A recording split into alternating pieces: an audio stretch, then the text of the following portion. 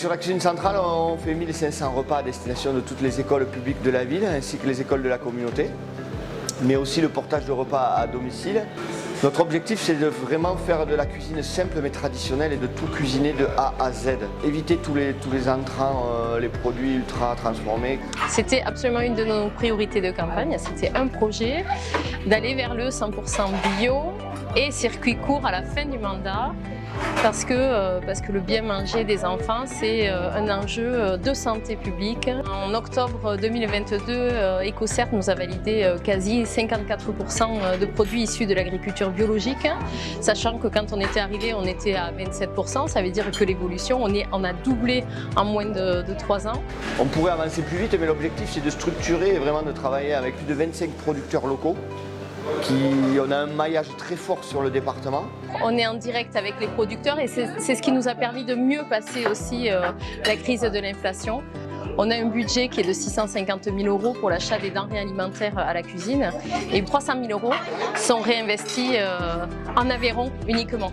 C'est bien pour le producteur, c'est bien pour nous aussi, voilà, on est gagnant-gagnant.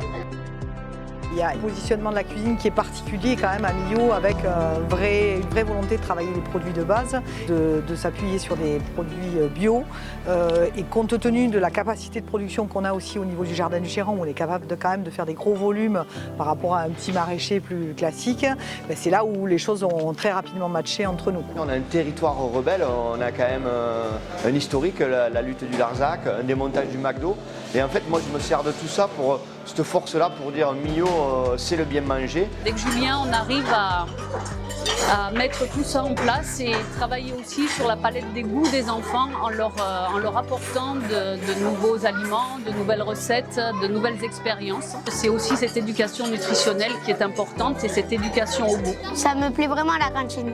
C'est bien parce que les aliments changent à chaque saison et du coup c'est tout le temps équilibré, du coup ça me fait plaisir.